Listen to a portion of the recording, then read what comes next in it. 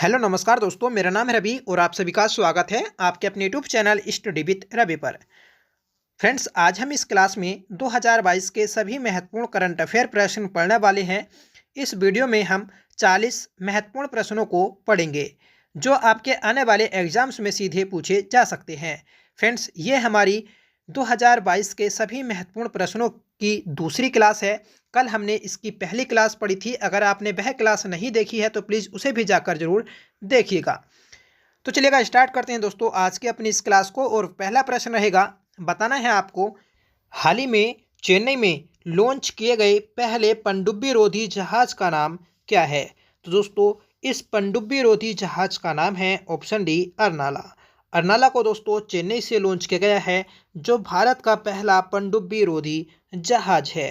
तो याद रखिएगा, आपसे पूछा जाए कि आईएनएस विक्रांत क्या है, तो यह दोस्तों भारत का पहला विमान वाहक पोत है। ठीक है, तो भारत का पहला विमान वाहक पोत है दोस्तों आईएनएस विक्रांत। ठीक है, आईएनएस अरिहंत की बात करें तो यह दोस्तों भारत की पहली स्वदेशी पनडुब्बी है। ठीक है, तो ये भी आपको याद रखना है, तीनों महत्वपूर्ण है। अगला प्रश्न है दोस्तों, बताना है कि संतोष ट्रॉफी 2022 की विजेता टीम है। तो दोस्तों, संतोष ट्रॉफी 2022 का जो टूर्नामेंट जीता है तो वह केरल राज्य के द्वारा जीता गया है और केरल ने पश्चिम बंगाल को हराया था। संतोष ट्रॉफी की बात करें तो इसका संबंध दोस्तों फुटबॉल खेल से है। ठीक है, आपसे ये भी पूछा जाता है।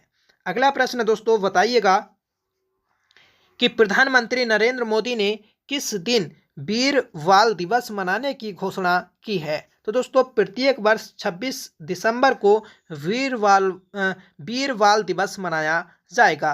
और इसकी जो घोषणा की गई थी नरेंद्र मोदी के द्वारा, तो वह दोस्तों 9 जनवरी को की गई थी। 9 जनवरी को दोस्तों गुरु गोविंद सिंह की जयंती होती है। अगला प्रश्न है कि हाल ही में national institute for one health की आधारशिला कहाँ रखी गई। तो दोस्तों, national institute for one health की आधारशिला नागपुर में रखी गई है। राइट आंसर है ऑप्शन ए। पांचवा प्रश्न है कि भारत वन स्थिति रिपोर्ट 2021 में 21 के अनुसार वन क्षेत्रफल में सर्वाधिक वृद्धि किस राज्य में हुई है। तो दोस्तों, वन क्षेत्रफल में सर्वाधिक जो वृद्धि हुई है तो वह आपके आंध्र प्रदेश राज्य में हुई है। राइट आंसर रहेगा ऑप्शन बी। ठीक है, और दोस्तों जो 2021 में रिपोर्ट जारी की गई तो यह दोस्तों 17वीं वन स्थिति रिपोर्ट थी। ठीक है, जिसे दोस्तों भूपेंद्र यादव के द्वारा जारी किया गया है। वर्तमान में भूपेंद्र यादव दोस्तों भारत के वन मंत्री हैं। अगर आपसे पूछा जाए कि यह रिपोर्ट पहली बार कब पेश की गई थी, तो यह दोस्तों 1987 में जारी की गई थी और यह प्रत्येक 2 वर्ष के बाद जारी की जाती है। तो यह भी आपको याद रखना है। ठीक है, अब देखिए बात करें कि सर्वाधिक वन जो है तो वह दोस्तों आपके मध्य प्रदेश राज्य में है। क्षेत्र और प्रतिशत में बात करें कि सर्वाधिक वन क्षेत्रफल प्रतिशत में किस राज्य में है, तो दोस्तों यह आपके मिजोरम राज्य में है। ठीक है, और हरियाणा राज्य में दोस्तों प्रतिशत में भी और वैसे भी क्षेत्रफल दोनों में ही कम है। तो याद रखना है, आपसे कुछ भी पूछा जा सकता है। अगला प्रश्न है कि भारत की पहली बैडमिंटन अकेडमी कहाँ स्थापित की गई है। तो दोस्तों, भारत की पहली बैडमिंटन अकेडमी लखनऊ में स्थापित की गई है। करेक्ट आंसर रहेगा ऑप्शन ए। 7वां प्रश्न है, बताइएगा फ्रेंड्स कि हाल ही में किसे भारतीय ओलंपिक संघ का अध्यक्ष बनाया गया है। तो दोस्तों, भारतीय ओलंपिक संघ का जो अध्यक्ष बनाया गया तो वह पीटी उषा को बनाया गया है। राइट आंसर रहेगा ऑप्शन ए। ठीक है, मीराबाई चानू की बात करें तो मीराबाई चानू यह दोस्तों वेट लिफ्टिंग से संबंधित हैं, जिन्होंने दोस्तों कॉमनवेल्थ गेम में 49 केजी कैटेगरी में स्वर्ण पदक जीता था। ठीक है, तो आपसे पूछा जाए कि कॉमनवेल्थ गेम 2022 में मीराबाई चानू ने वेट लिफ्टिंग में कौन सा पदक जीता था। तो दोस्तों, इन्होंने गोल्ड मेडल जीता था। ठीक है, तो ये भी आप याद रखिएगा। और सुनील छेत्री ये दोस्तों भारत के प्रसिद्ध फुटबॉलर हैं। 8वां प्रश्न है कि 26 नवंबर 2022 को भारतीय अंतरिक्ष अनुसंधान संस्थान इसरो ने किस देश के नैनो सैटेलाइट INS-2V को PSLV C-54 रॉकेट से लॉन्च किया है। तो दोस्तों भूटान के नैनो सैटेलाइट है, जिसे भारत ने PSLV C-54 रॉकेट से लॉन्च किया है। ठीक है, और इसी प्रकार दोस्तों कुछ समय पहले सिंगापुर के भी 4 नैनो सैटेलाइट को भारत ने लॉन्च किया है, और ये जो लॉन्च किए थे तो ये दोस्तों PSLV C-53 से लॉन्च किए गए थे। ठीक है, और इसरो की बात करें तो इसरो की स्थापना की गई थी दोस्तों 1969 में। 15 अगस्त 1969 को दोस्तों इसरो की स्थापना की गई थी। ठीक है, और इसरो के जो वर्तमान में अध्यक्ष हैं तो वह दोस्तों S सोमनाथ हैं। ठीक है, और इसके जो पहले अध्यक्ष थे तो वह दोस्तों विक्रम साराभाई थे। ठीक है, और विक्रम साराभाई को ही दोस्तों भारतीय अंतरिक्ष अनुसंधान कार्यक्रम का जनक बोला जाता है। अगला प्रश्न है कि हाल ही में किस भारतीय को UN के सर्वोच्च पर्यावरण पुरस्कार चैंपियन ऑफ द अर्थ 2023 से सम्मानित किया गया? तो यह पुरस्कार दोस्तों दिया गया है पूर्णिमा देवी बर्मन को। ठीक है, तो पूर्णिमा देवी बर्मन को दोस्तों UN यूनाइटेड नेशन के सर्वोच्च पर्यावरण पुरस्कार चैंपियन ऑफ द अर्थ 2023 से सम्मानित किया गया है। अगला प्रश्न है कि केंद्र सरकार ने किसे मुख्य आर्थिक सलाहकार नियुक्त किया है? तो दोस्तों डॉक्टर V अनंत नागेश्वरन को मुख्य आर्थिक सलाहकार नियुक्त किया है। R वेंकटरमन की बात करें तो यह दोस्तों भारत के वर्तमान में महान्यायवादी हैं। ठीक है, तो वर्तमान में महान्यायवादी हैं दोस्तों आपके R वेंकटरमन। ठीक है, और महान्यायवादी की बात करें तो इसका संबंध दोस्तों अनुच्छेद 76 से है। ठीक है, परमेश्वरन अय्यर तो यह है दोस्तों नीति आयोग के CEO थे। ठीक है, तो याद रखना है, और वर्तमान में चेंज हो रखे हैं। अगर आपका हाल ही में कोई एग्जाम है तो आपको परमेश्वरन अय्यर को भी याद रखना है। ठीक है, और वर्तमान में जो है दोस्तों तो वह BVR सुब्रमण्यम है। ठीक है, तो VVR नए नीति आयोग के CEO नियुक्त किए गए हैं। सुमन बैरी वर्तमान में दोस्तों नीति आयोग के उपाध्यक्ष हैं। अगला प्रश्न है कि 20 नवंबर से 28 दिसंबर 2022 तक कहां पर 22वां फीफा पुरुष विश्व कप आयोजित किया गया? तो दोस्तों 22वां फीफा पुरुष विश्व कप जो आयोजित किया गया था तो वह कतर में आयोजित किया गया था।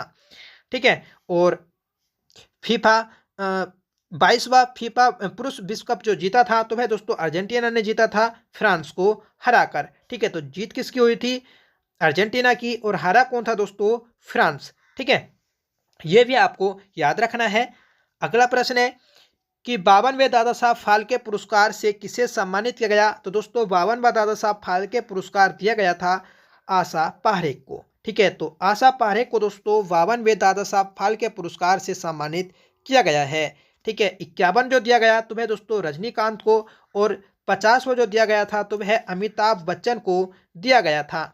ठीक है, और दादा साहब फाल्के पुरस्कार की बात करें तो इसकी शुरुआत की गई थी दोस्तों 1969 में। 1969 में पहली बार दोस्तों देविका रानी को यह पुरस्कार दिया गया था। ठीक है, और भारत में दिया जाना फिल्म क्षेत्र में दिया जाने वाला सबसे बड़ा पुरस्कार है दादा साहब फाल्के पुरस्कार। 13वां प्रश्न है कि हाल ही में जारी क्लाइमेट चेंज परफॉर्मेंस इंडेक्स 2023 में भारत कौन से स्थान पर रहा है? तो भारत दोस्तों 8वें स्थान पर रहा है। राइट आंसर रहेगा ऑप्शन C। 14वां प्रश्न है, बताइएगा फ्रेंड्स कि 14 नवंबर 2022 को किसे मेजर ध्यानचंद खेल रत्न पुरस्कार 2022 दिया गया? तो यह पुरस्कार दोस्तों शरद कमल अंचित को दिया गया है।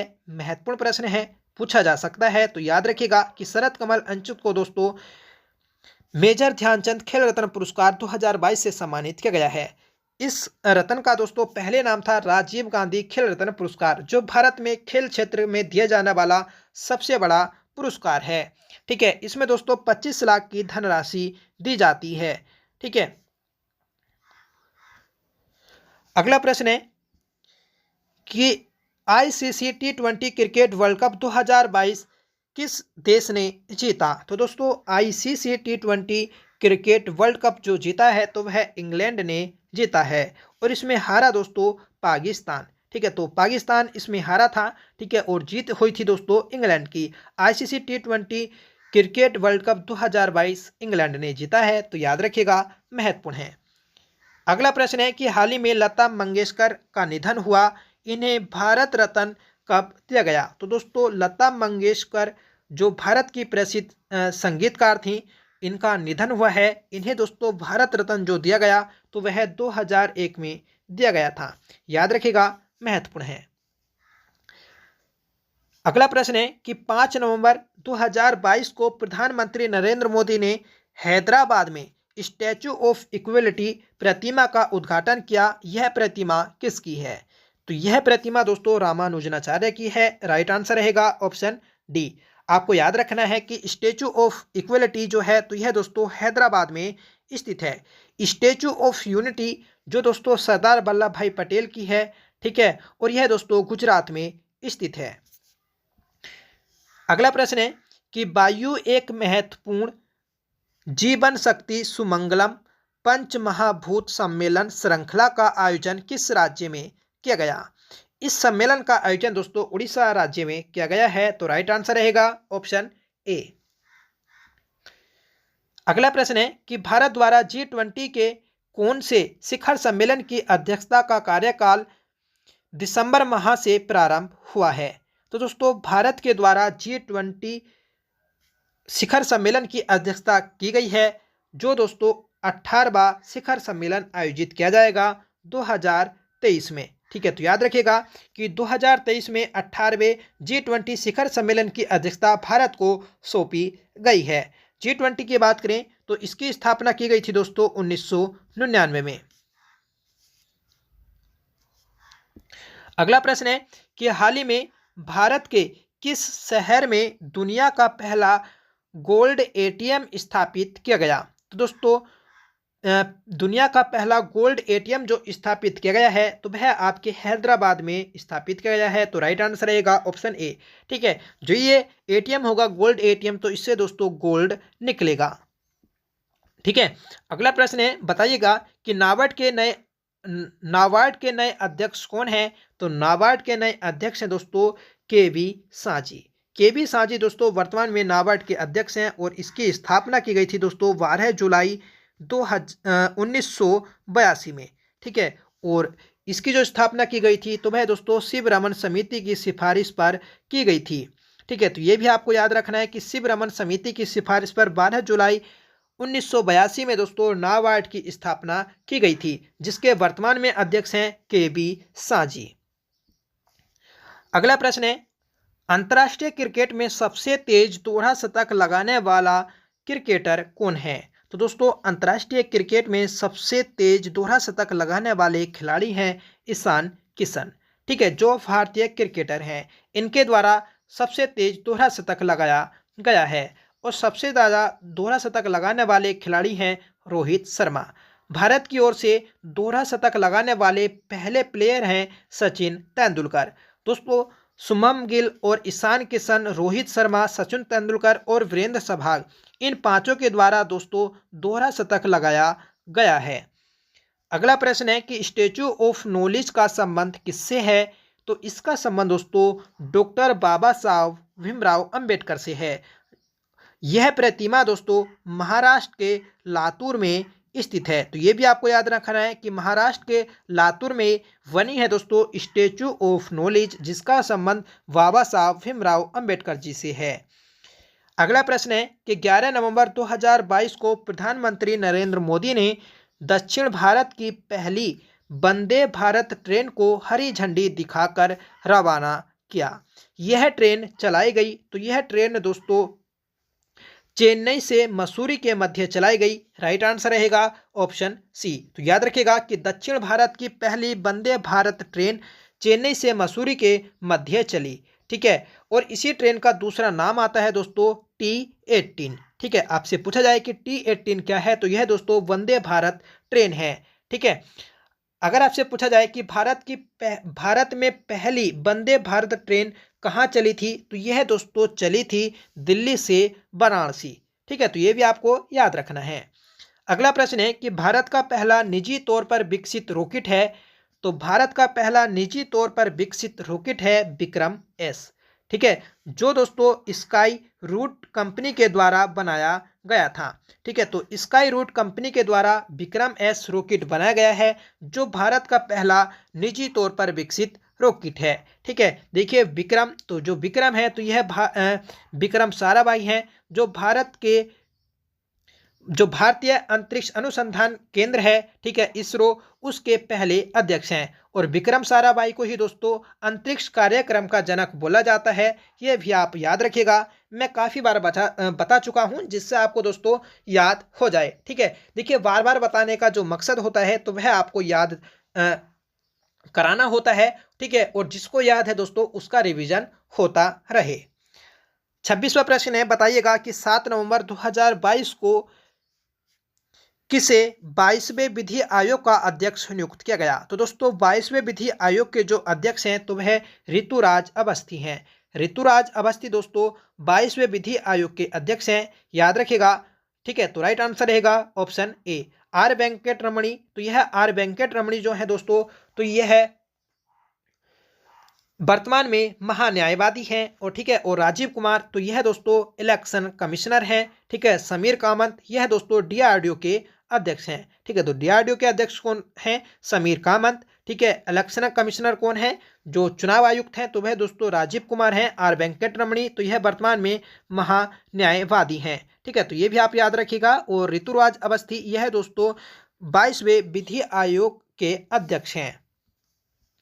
अगला प्रश्न है कि चर्चा में रहा 103वां संविधान संशोधन किससे संबंधित है? तो दोस्तों 103वां संविधान संशोधन संबंधित है आर्थिक रूप से कमजोर वर्ग से। ठीक है, आर्थिक रूप से कमजोर वर्ग को दोस्तों 10% का आरक्षण दिया गया था। ठीक है, और ये जो दिया गया था 103वें संविधान संशोधन के द्वारा दिया गया था, जो दोस्तों हाल ही में चर्चा में रहा है। अगर आपसे पूछा जाए कि 104वां संविधान संशोधन किससे संबंधित है, तो इस संविधान संशोधन के द्वारा दोस्तों एससी एसटी का जो आरक्षण का कार्यकाल है तो वह दोस्तों 10 वर्ष को बढ़ाया गया है। ठीक है, तो एससी एसटी का आरक्षण 10 वर्ष के लिए जो बढ़ाया गया तो वह दोस्तों 104वें संविधान संशोधन के द्वारा ही बढ़ाया गया है। और 104वें संविधान संशोधन के द्वारा ही दोस्तों जो एंग्लो इंडियन की सदस्यता को समाप्त किया गया है, तो वह दोस्तों इसी संशोधन के द्वारा किया गया था। अगला प्रश्न है कि भारतीय प्रतिभूति और विनिमय बोर्ड सेबी की पहली महिला अध्यक्ष कौन बनी है? तो दोस्तों सेबी, जिसकी फुल फॉर्म है भारतीय प्रतिभूति और विनिमय बोर्ड, तो इसकी पहली महिला अध्यक्ष बनाई गई है दोस्तों माधवी पुरी। ठीक है, तो माधवी पुरी सेबी की पहली महिला अध्यक्ष हैं। अगला प्रश्न है कि 1 जनवरी 2023 को लूला डी सिल्वा किस देश के राष्ट्रपति बने हैं? तो लूला डी सिल्वा यह दोस्तों ब्राजील देश के राष्ट्रपति बने हैं। तो राइट आंसर रहेगा ऑप्शन बी। नेक्स्ट क्वेश्चन है कि हाल ही में थंडी और कदमत, ठीक है, थंडी और कदमत समुद्री तटों को प्रतिष्ठित ब्लू फ्लैग प्रमाणन प्राप्त हुआ, यह कहाँ स्थित है? तो यह दोनों तट दोस्तों लक्षद्वीप में स्थित हैं। तो राइट आंसर रहेगा ऑप्शन बी। ठीक है, तो लक्षद्वीप के जो तट है दोस्तों थंडी और कदमत, इन्हें दोस्तों प्रतिष्ठित ब्लू फ्लैग प्रमाणन प्राप्त हुआ है। लक्षद्वीप की बात करें तो इसकी राजधानी है दोस्तों कवारती। ठीक है, और जो अंडमान निकोबार द्वीप समूह है इसकी राजधानी है पोर्ट ब्लेयर। और पोर्ट ब्लेयर जो स्थित है तो यह दोस्तों दक्षिणी अंडमान पर स्थित है। अगला प्रश्न है कि 6 से 18 नवंबर 2022 तक किस देश में संयुक्त राष्ट्र का 27वां जलवायु परिवर्तन सम्मेलन आयोजित किया गया? तो 27वां जलवायु परिवर्तन सम्मेलन दोस्तों आयोजित किया गया है मिस्र देश में। तो राइट आंसर रहेगा ऑप्शन डी। ठीक है, तो मिस्र देश में दोस्तों 27वां जलवायु परिवर्तन सम्मेलन आयोजित किया गया है। और मिस्र देश के ही दोस्तों प्रधानमंत्री भारत के 74वें गणतंत्र दिवस पर मुख्य अतिथि के रूप में आए थे, जिनका नाम है दोस्तों अब्दुल फतेह अल सीसी। ठीक है, तो अब्दुल फतेह अल सीसी दोस्तों भारत में 74वें गणतंत्र दिवस पर मुख्य अतिथि के रूप में आए थे। 32वां प्रश्न है कि भारत का 53वां टाइगर रिजर्व कौन सा है? तो भारत का 53वां टाइगर रिजर्व है दोस्तों रानीपुर टाइगर रिजर्व, जो उत्तर प्रदेश में स्थित है। रामगढ़ विषधारी जो राजस्थान में स्थित है, तो यह बाबनबा टाइगर रिजर्व था। ठीक है। और नागार्जुन टाइगर रिजर्व, यह दोस्तों भारत का सबसे बड़ा टाइगर रिजर्व है। ठीक है। और बोर टाइगर रिजर्व जो है दोस्तों, तो यह है भारत का सबसे छोटा टाइगर रिजर्व है जो महाराष्ट्र में स्थित है। ठीक है। नागार्जुन जो था, तो यह दोस्तों आंध्र प्रदेश और तेलंगाना में स्थित है। कार्बेट टाइगर रिजर्व, यह दोस्तों भारत का पहला टाइगर रिजर्व है जिसे 1973 में बनाया गया था और यह उत्तराखंड राज्य में स्थित है। अगला प्रश्न है, बताइएगा कि 25 अक्टूबर 2022 को ब्रिटेन के पहले भारतीय मूल के प्रधानमंत्री कौन बने हैं? तो ब्रिटेन के पहले भारतीय मूल के प्रधानमंत्री बने हैं ऋषि सुनक। राइट आंसर रहेगा ऑप्शन ए। हाल ही में किस शहर ने वर्ल्ड ग्रीन सिटी अवार्ड 2022 जीता है? तो दोस्तों वर्ल्ड ग्रीन सिटी अवार्ड 2022 दिया गया है हैदराबाद शहर को। राइट आंसर रहेगा ऑप्शन सी। ठीक है। तो याद रखिएगा कि वर्ल्ड ग्रीन सिटी अवार्ड 2022 जो दिया गया, तो यह दोस्तों हैदराबाद शहर को दिया गया है। अगला प्रश्न है कि 16 अक्टूबर 2022 को जानी मानी शख्सियत दिलीप महालनोबिस का निधन हो गया है, वे थे। तो दिलीप महालनोबिस, इनका संबंध दोस्तों चिकित्सा से है, जो कि एक प्रसिद्ध चिकित्सक थे। ठीक है। तो राइट आंसर है ऑप्शन बी। इन्हें दोस्तों पद्म विभूषण पुरस्कार 2023 से भी नवाजा गया है। ठीक है। जो पद्म विभूषण पुरस्कार वितरित किए गए हैं, तो उसमें से दोस्तों एक पुरस्कार दिलीप महालनोबिस को भी दिया गया है।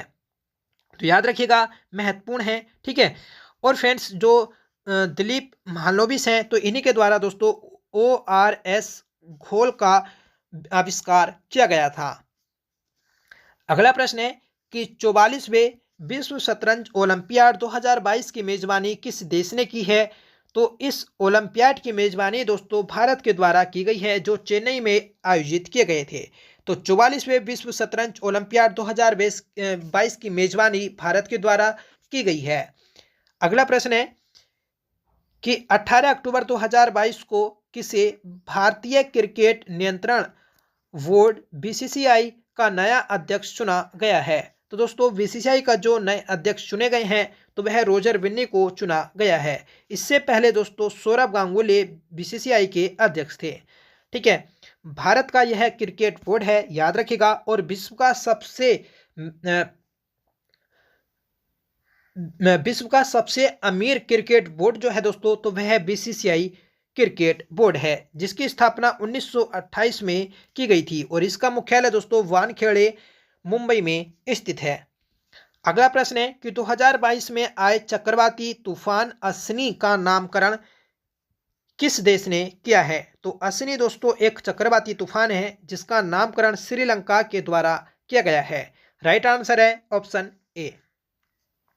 अगला प्रश्न है और इस क्लास का लास्ट क्वेश्चन होगा कि 13 अक्टूबर 2022 को राष्ट्रपति द्रौपदी मुर्मू ने किस संस्थान में परम कामरूप सुपर कंप्यूटर का उद्घाटन किया है? तो परम कामरूप ये एक सुपर कंप्यूटर है। इसका उद्घाटन दोस्तों द्रौपदी मुर्मू के द्वारा IIT गुवाहाटी में किया गया है। ठीक है।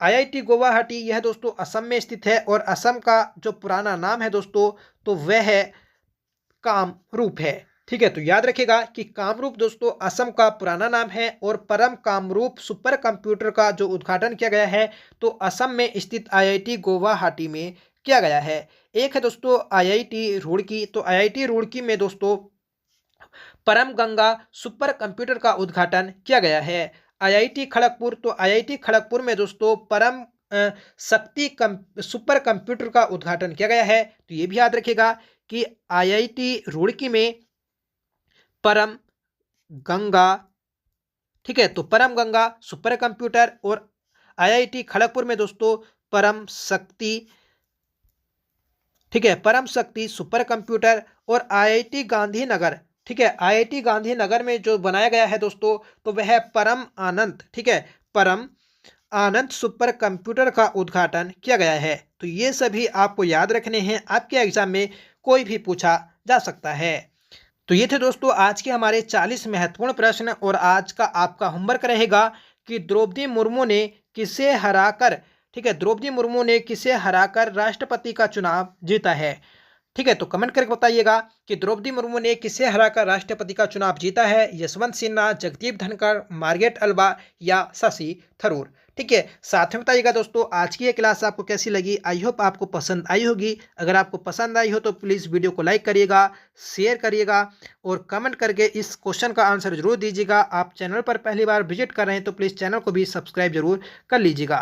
ठीक है, तो मिलते हैं दोस्तों नेक्स्ट क्लास के साथ। तब तक के लिए bye. Thank you so much for watching. जय हिंद।